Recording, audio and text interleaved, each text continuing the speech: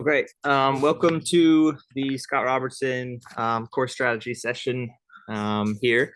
So I wanted to start off real quick by giving you another idea that you can utilize your yardage books. So I have an example of one of the holes from this here. So obviously you can see dog leg left on this hole. So after you've found out what strategy you're going to be taking off the tee and where you want the ball to finish, I suggest drawing a line from the tee box to that mark because when you're standing on the tee, the hole's going to look different. So if you have a line on your yardage book, you can start seeing where you're going to actually be hitting it in real life because sometimes tee boxes can be deceiving with sight lines and stuff. So I would suggest this heavily going through beforehand, marking where you want the golf ball to finish, and then drawing a line from that to the tee box that you're going to be playing from. So just one more way to utilize the yardage books to our advantage. Let's go ahead and get started through this. Overall, a little bit simpler golf course than some of the other ones that we've been playing, so we should get through this pretty quickly. One thing to remember, there isn't really a range at this golf course either. And from my knowledge, there isn't anything super close that you can use as well. So Zach was talking about this earlier. He's planning on coming to core beforehand. And I know it's still going to be a long drive from here to there. But you're still going to be able to see some ball flight, see what today's tendencies are going to be, stuff like that. And then when you get to the golf course, we are suggesting a dynamic warm up there to get the body back up and loose after your long drive. So coming to the core beforehand, hitting golf balls, getting your stock flight down, and your game plan there, and then warming up dynamically on the range, like you do with Kevin. I think that's a good recipe for success. So let's get right into this. First hole, OB left off of this tee. Okay, so if you can see where we're going to use this driving meter, right? We're going to try to basically favor the right side of this fairway. So our finish point is going to be pretty much the edge of the right rough, just to avoid anything there. It's not that long of a hole. When we're approaching the green, obviously long if the pin's in the front, and favoring just left center of that green. So long left center of that green just to avoid any trouble there. It shouldn't be an incredibly long shot in from this spot. So you should have some good control on it. But just to be safe, we're going to go slightly long and left of whatever target we have there. With the second hole, driver is okay, but certainly not needed. You see, it's not that long of a hole. So I would suggest playing this hole backwards. Find out what club you want in, and how risky you want to be, and then play whatever you need off the tee to get it to that same club. There is room, but you can see by the dispersion, you're pretty likely to miss the fairway with driver. So if you'd rather be in the fairway, keep some low stress on yourself. It's perfectly fine taking less. Just as before, we're gonna skip over par threes. I've been told there's nothing too crazy we need to worry about. So fourth hole, we are going to favor the right side of this fairway as well, right? So any club you'd like off the tee is perfectly fine. We're just going to be trying to finish this shot either at or near that bunker, or if you're going a little bit longer, right edge of the rough. It's going to keep any large numbers out of play. It's not a long enough hole that, and a little bit of tree trouble or being in the rough is going to be that big of a deal. So we're going to just favor the right side of this fairway. And again, just going back to that sight line thing off the tee, you can see this line. You're going to be aiming over kind of the left corner of the fairway to start, but that's going to put you out on the right edge of the fairway when you're done. So par five, this fifth hole. For the longer hitters who might start sneaking up into the water, we are going to obviously start favoring the right. So the farther you hit it, the more right you're going to favor. If you're a little bit shorter, you can kind of just favor the center here. This is basically at this point, if you're hitting at 280 off of the back tee, it's going to leave you about 235 to the center of the green. Not incredibly difficult of an approach shot, but I would suggest probably layups more than often than not, especially if you're not in just an absolute perfect position with a great lie.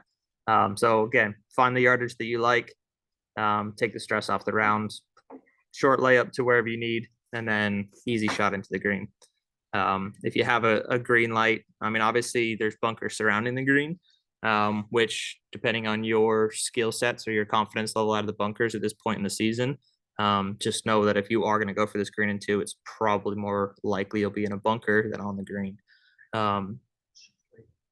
This is the second shot or third shot is going to be an uphill shot from here, right? So that 235 is actually going to be playing more like probably 240, 250, especially if it's cold and windy. So just things to look out for on this hole.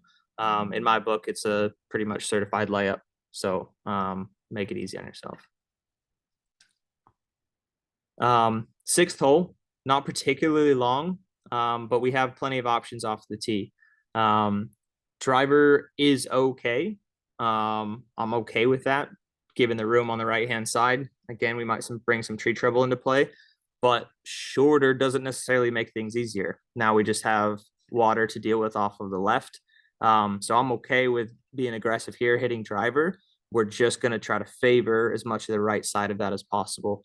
Just to make sure we're getting over any water, and we have plenty of room. There's a hole over there. And it's also going to give us good angle into the green. Seventh hole. Par 5 as well. So driver's okay here. We're going to try to avoid the hazard on the left. So we're going to be favoring the left side of this fairway yet again. Given that it's a par 5, tree trouble on the left isn't going to hurt us, because if we are blocked out, we're just going to lay up. So we're going to try to hit this down the left side of this fairway to avoid big numbers in the hazard on the right. So tree trouble on the left shouldn't scare you. I want you to favor that side, just to keep yourself out of big trouble. If we are laying up, I would suggest laying up short of this bunker. It's going to give you more of a full wedge in, versus short of it where we might have a little bit of a touch or play field there. So being aggressively left off of the tee, and then more, let's see, from this angle. So this would be about 230 into the center of the green. So again, unless you're a real long hitter, it's safer to just lay up, take the pressure off of everything else. This is a par 3. I do just want to mention, obviously it's carryover water. Just know the number to carry the water. And whatever you're hitting, even if you're hitting it a little bit, if you're going to take extra club and hit it soft, just pick something that you know is not going to go here. That's the only place we can't go. So our targets are going to be long of whatever flag we're at, wherever flag is there, and just know the number to cover the water. Again, we don't need to be making those kind of mistakes.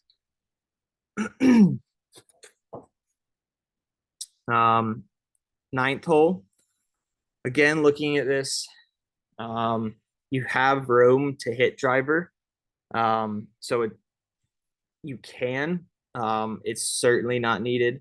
So if you're not going to hit driver, I would say anything between 200 and 240 off the tee is going to give you, like, it's not going to be long. So that's 240 off the tee there, still only leaves you 110 in. So even if you're knocking it back another 40 yards, you're still going to have a short to mid iron in your hand.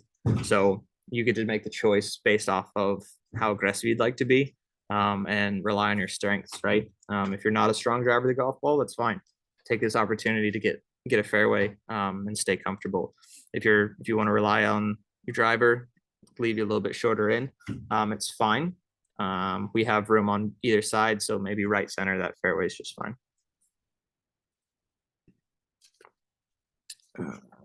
10th hole. I'm gonna rely on you guys here a little bit. Are any of these bunkers better or worse? Looking at it, I'm thinking carry the short bunker because it's going to be the longest fairway bunker or the longest greenside bunker shot, which are typically a little bit harder. I remember the points.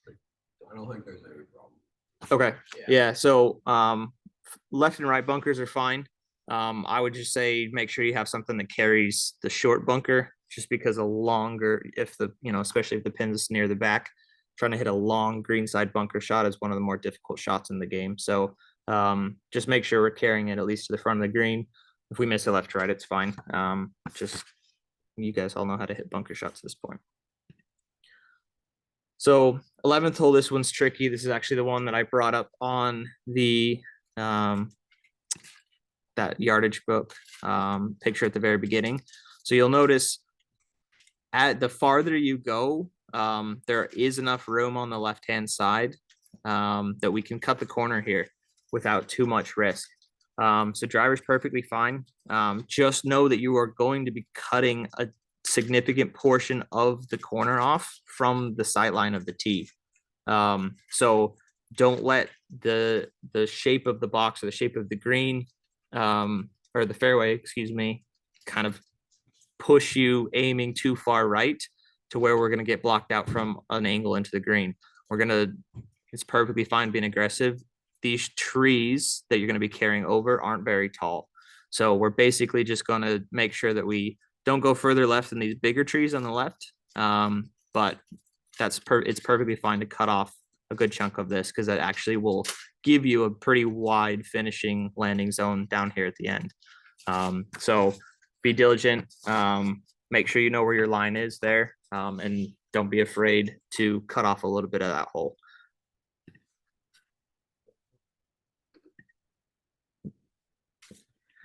So 13, again, out of bounds on the left-hand side.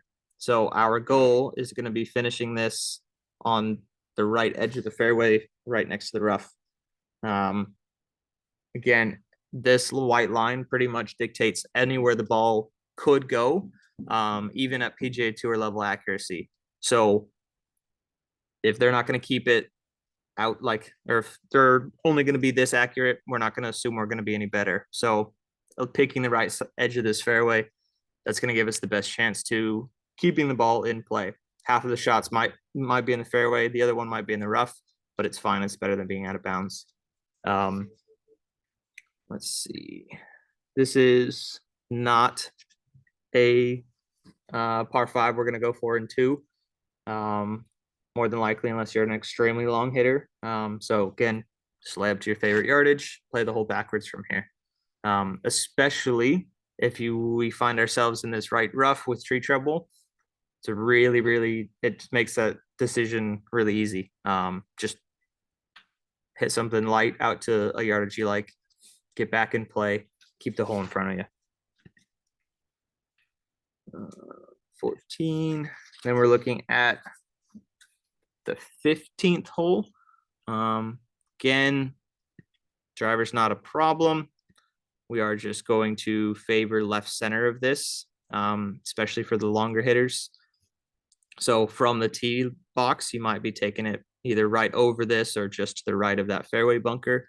That's going to give us the best angle into the green for our second shot. If we have to assume that anything right of this mark along this line is going to be fair play. So if we start aiming too far right, we're going to have tree trouble that blocks our view into the green, whereas we have less of that from this left side. So just favor the left center of that green. You should be just fine. Or sorry, fairway. 16th hole, par 5. This is one I'm essentially going to require everyone to lay up on. I don't care how far you hit it. This pond here, from what I've been told, is actually hidden from where you're going to be hitting your second shot from. So you're not going to have a good sense of where you need to hit it. So even with this 280-yard drive, it's still going to be 340 to the center of the green. 240 to the center of the green. So absolutely no going for it on this hole. There's no reason we need to even take that water on. So find a yardage that you're comfortable with. Green's plenty big after that, so you'll be hitting a wedge into a large target. So no going for it on 2. Other than that, where you'll notice the train tracks down here on the left. So just to give yourself plenty of room, favor the right kind of center of this fairway. And the everything basically left of this car path, it's going to roll down into the train tracks. So we're going to just basically play that cart path as the beginning of the out of bounds, just to make sure that we're not getting anywhere near it.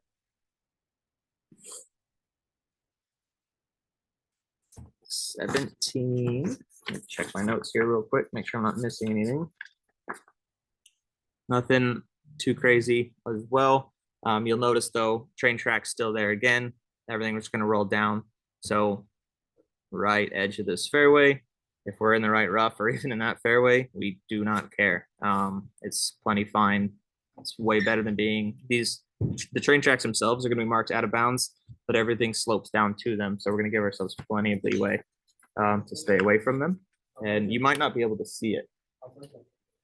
So Tim just asked how far this drive was. This one is 280, which would leave 121 to the center.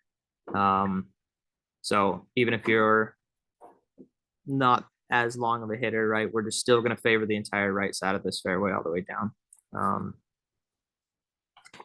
And then 18. I know what you are probably all thinking. Look, I can hit my driver to the front end of that green.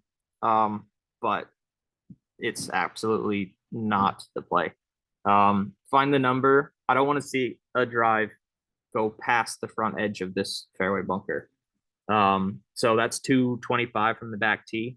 So find whatever club you want to hit in.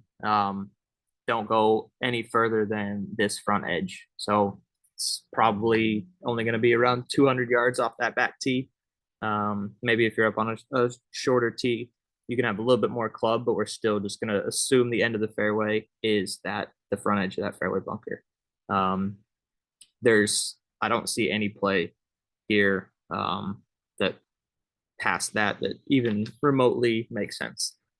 So 18th hole, we're going to play it pretty short, make sure it's in the fairway, take the stress off. I don't know if Grant, if you're still the only one here, but any questions from anybody at this point? Yeah, it's still, but if I can hit 3 wood on that hole, maybe. So Zach was just talking about potential options on 18. I still think this, just laying it back here, playing ultra conservative. So the reason why is, at least last year, it was very windy at this tournament, and given the fact that it's spring and where the course is located, more than likely going to be windy again. So lots of knockdown flighted shots, taking way more club than we think we need, swinging smoothly, making sure we're prioritizing contact and slightly lower ball flights. I think it's an awesome time for us all to practice those shots. It's early on in the season, so take this as an opportunity to go get more confident with flighting the golf ball in tournament play. So hopefully you guys have been practicing that a little bit, but great time to get it started. So reminders, there is a range here, but it's not very long, and we're not sure if it's going to be open or not. So assume that there's not going to be any swinging warm up. So make sure you have a dynamic warm up ready. Please, please, please check the weather. If it's going to be cold, be prepared for the cold. Ian and myself will be there around noon to go over anything pre-tournament that anyone wants to talk about. And then we'll be watching you play. So if you have any questions, please feel free to reach out. But if no one else has any questions right now, we will call it there. Welcome, Zach. thank you. All right, I'll end the recording here.